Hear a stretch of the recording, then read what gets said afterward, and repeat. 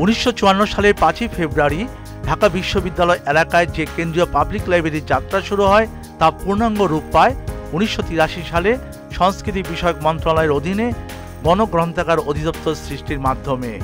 রাজধানীর প্রাণকেন্দ্র শাহবাগে 3 একর জায়গা জুড়ে গণগ্রন্থাগার অধিদপ্তর ও সুফিয়া কামাল জাতীয় গণগ্রন্থাগারের অবস্থান। বিপুল সংখ্যক পাঠকের উপস্থিতি, মিলনায়তন ও চত্বরে অগণিত মানুষের আনাগোনায় এই এলাকা হয়ে উঠেছে নির্মল ও সুস্থ সংস্কৃতি চর্চার ভিত্তিভূমি।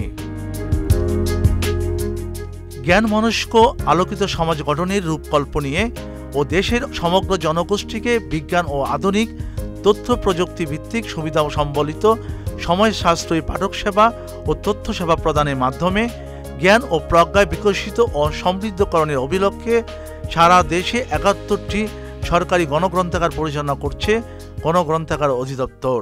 বর্তমান সময়ের সাথে আপনার সঙ্গতি রেখে যুগের সাথে তাল মিলিয়ে যে বিষয়টি খুব বেশি প্রয়োজনীয় সেটা হচ্ছে আপনার ই বুক। এটা একটা ডিমান্ড আছে বিশেষ করে নিউ জেনারেশনের কাছে। তা আমরা ই বুক প্রক্রিয়া করার জন্য আমরা চেষ্টা করেছি। প্রাথমিক পর্যায়ে 5 কোটি টাকার ই বুক সারা বিশ্বের বিভিন্ন রিনাউন্ড যারা পাবলিশার আছেন তাদের কাছ থেকে আমরা সংগ্রহ করেছি, তাদের কাছ থেকে পারপিচুয়াল ওনারশিপ নিয়ে এটা মোটামুটিভাবে আমরা এস্টাবলিশ করেছি।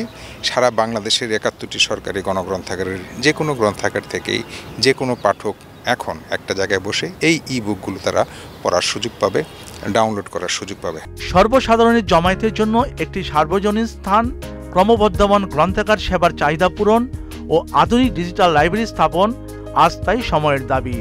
কেন্দ্রীয়ভাবে গণগ্রন্থাগারগুলোর কার্যক্রম সমন্বয় ও বিশ্বমানের লাইব্রেরি নির্মাণের লক্ষ্যে গণগ্রন্থাগার অধিদপ্তরে বহুতল ভবন নির্মাণের একটি প্রস্তাব দেওয়া হলে প্রধানমন্ত্রী শেখ হাসিনা একনেক সভায় 4 মে 2021-এ তা অনুমোদনের পর প্রধানমন্ত্রীর পরামর্শ ও নির্দেশনায় সম্পূর্ণ নতুনভাবে গণগ্রন্থাগার অধিদপ্তর, সুফিয়া কামাল জাতীয় গণগ্রন্থাগার ও শওকত ওসমান স্মৃতি মিলনায়তন নিয়ে গড়ে উঠছে শাহবাগ গণগ্রন্থাগার চত্বর।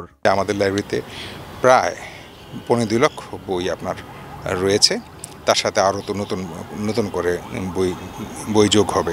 সিনিয়রদের জন্য যারা বয়োজ্যেষ্ঠ আছেন তাদের জন্য আলাদা কর্নার করেছি। শিশু কিশোরদের জন্য আলাদা সম্পূর্ণ একটা ফ্লোর, ডেডিকেটেড ফ্লোর এখানে থাকবে। সপ্তাহব্যাপী বা 3 দিন ব্যাপী এরকম ছোটো ছোটো বইমেলারও এখানে আয়োজন থাকবে। অন্যান্য সাংস্কৃতিক অনুষ্ঠান, সংস্কৃতি সেবী যে সকল প্রতিষ্ঠানগুলো আছে যারা এখানে করতে চায় তারা করতে পারবে। প্রেক্ষাগৃহের মতো ব্যবস্থা থাকবে, বিরাট বড় হলরুম আছে আপনারা জেনেছেন ইতিমধ্যেই। সেখানে আপনার ইন্টারন্যাশনাল যে ক্লাসিক্যাল মুভিসগুলো আছে সেই মুভিসগুলো তারা যদি প্রদর্শন করতে চায় প্রদর্শন করতে পারবে। আপনারা জানেন যে বেশ কিছুদিন আগ পর্যন্ত মানে এই ফ্লোরটা এখান থেকে শুরু করার আগ পর্যন্ত এখানে ইন্টারন্যাশনাল ফিল্ম ফেস্টিভ্যালের একটা মেইন ভেন্যু ছিল।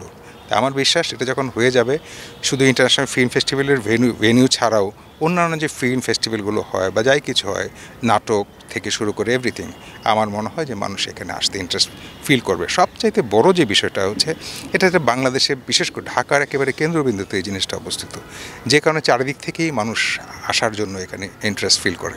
তা আমার ধারণা এটা it will be enjoyable for every class of people ইনশাআল্লাহ। ফ্লাইওভার, মেট্রো রেলের মতো সংযোজনগুলো একদিকে যখন ব্যস্ত নগরী ঢাকাকে গতি এনে দিচ্ছে, অন্যদিকে শাহবাগের সাংস্কৃতিক বলয়ে গণগ্রন্থাগারের মতো প্রতিষ্ঠানে আধুনিকায়ন যান্ত্রিক জীবনে যোগ করবে প্রাণের উচ্ছলতা।